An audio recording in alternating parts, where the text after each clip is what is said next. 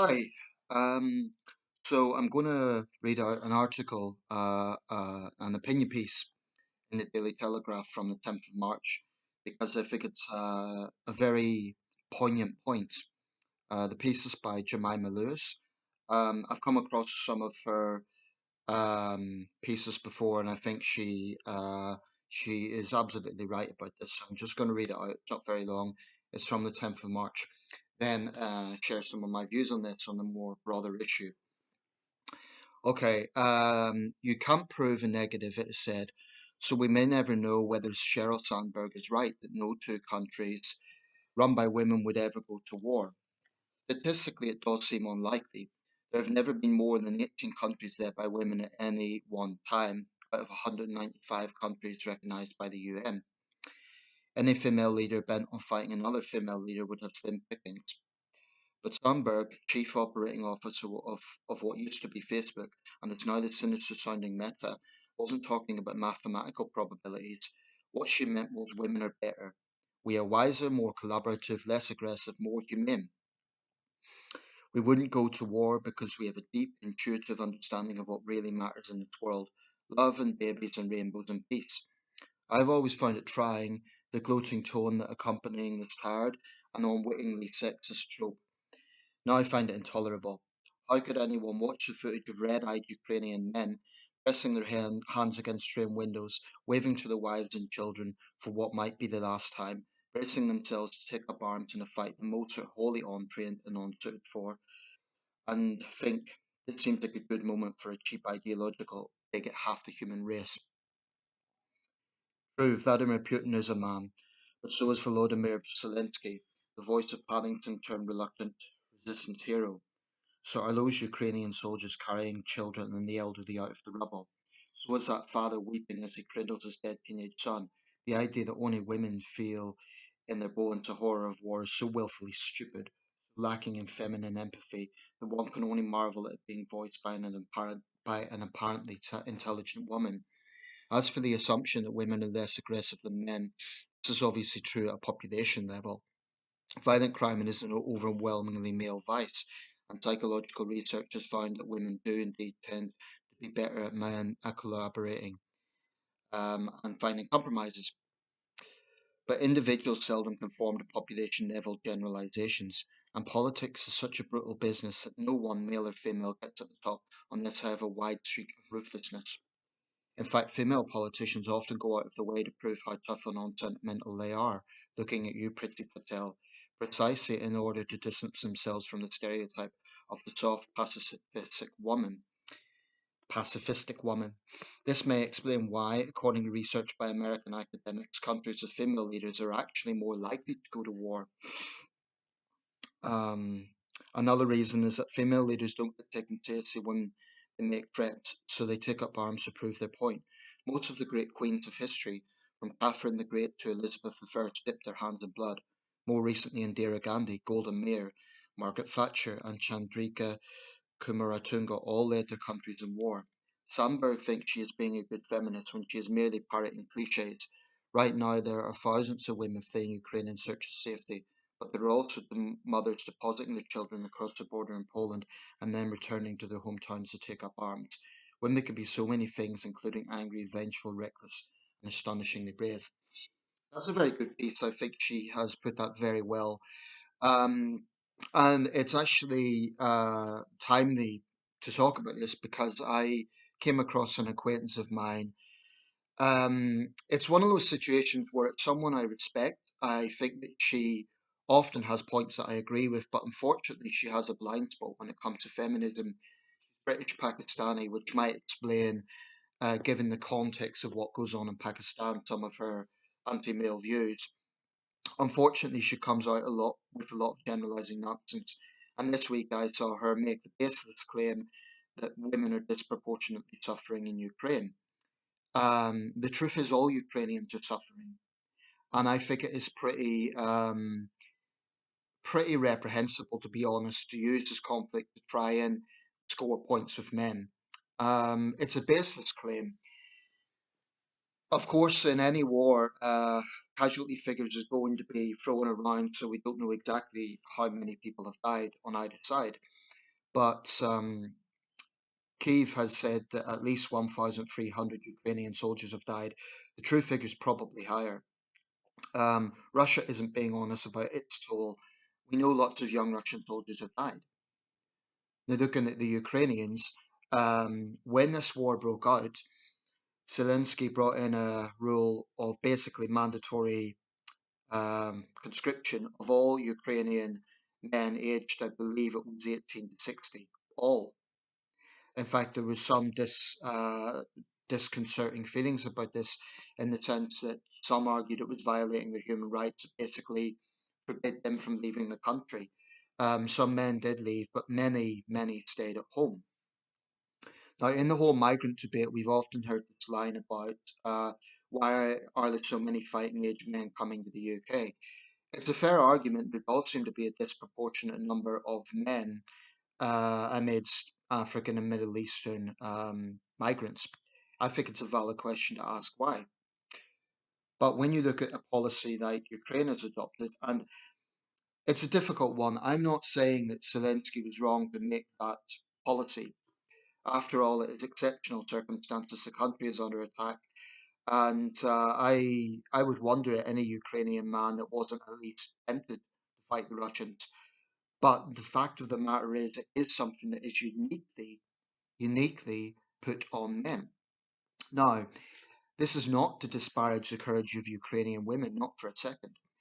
Many of them have had to flee, and they've had the burden of bringing young children in very stressful conditions, often with very little time to pack, sometimes traveling hundreds of miles. But there have also been brave Ukrainian women who have stayed and, in some cases, died.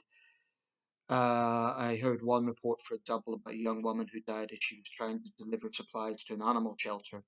She died in a Russian airstrike. So in no way is this video intended to disparage the courage of Ukrainian women. Rather, it's to point out the courage of Ukrainian men that, frankly, Western feminists would do well to look at when they come out with this nonsense about male privilege. Um, so I'm grateful to Jemima Lewis as a woman for writing this because it needs to be said more. Will Nolan touched on it in his lecture about the so-called patriarchy. This is something that feminists can't really address.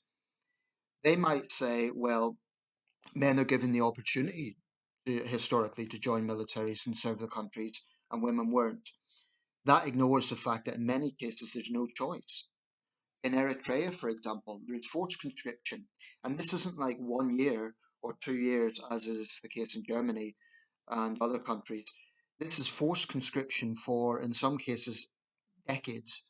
Um, it's pretty brutal, actually.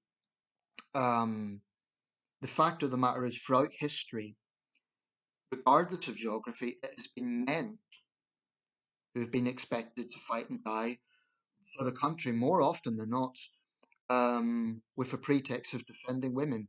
I mean, look at the First World War. There were propaganda posters put up showing German atrocities in Belgium, and it was very much, focusing on the motive side of that. Look at the barbaric Hun coming in and killing Belgian women. What if this was your women pitching to British and Irish men to sort of sign up and fight? Um, Incidentally, to what extent there were atrocities in Belgium, it's still a matter of debate. I think there probably was some atrocities committed, though perhaps not to the extent that Allied propaganda said. But regardless, the point is that was talking about protecting women. Throughout history, men have died protecting women. That is a fact. And personally, I'm a little bit tired of feminist callousness, their dismissive um, attitude towards half the human race. It is lazy, it is ignorant, and it needs to be challenged. Um, yeah, and that's really all there is to say. I think that Jemima Lewis's article is very well put. I'd put a link, but the Telegraph has a paywall, so I'm not sure if it would be possible to access that. Um, but I'm grateful to her for writing it.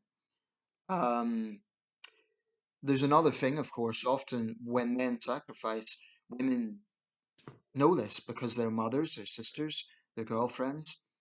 So those women know firsthand what male sacrifice is, and they also suffer by extension. But for feminists to callously talk about male privilege, it implies that men just have all the power and men could do as they please. This ignores the fact that there are unique obligations on men, sometimes including life and death. And you take any situation where there is some sort of an emergency. Take, for example, the way the media talks about this. If you have some sort of atrocity, you will hear a report like 40 people were killed, including women and children. The children I get because they've been robbed of their entire lives. But we have to fundamentally ask the question, why is an adult woman's life worth more than an adult man's?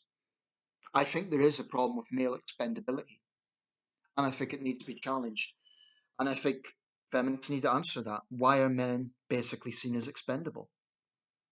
I mean, let's face it, if you have a group of people and they're from all sorts of backgrounds, if you have, let's say, a 35-year-old single man with no dependents, people would basically say he's expendable. I take the view that all human rights should be respected, all human beings, all human lives are valuable, except in extreme circumstances where you have someone, for example, committing carnage, and then you have a situation of a shoot to kill policy for terrorists, that sort of thing. But I'm talking as a broad spectrum.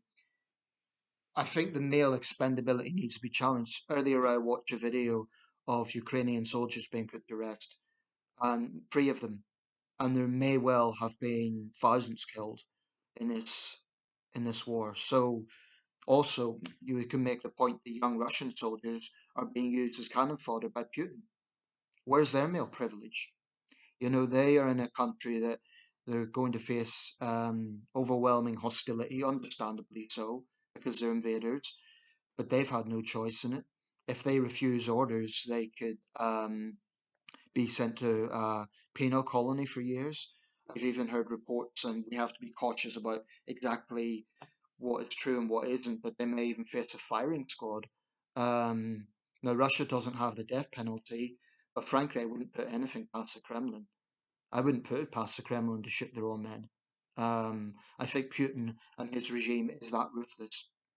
I mean, look at the way they're just dragging people off the street for even showing a sign saying no war. So, in conclusion, feminists can say what they want about female rights. That's fine. Talk about female rights. Talk about how issues need to be addressed concerning women.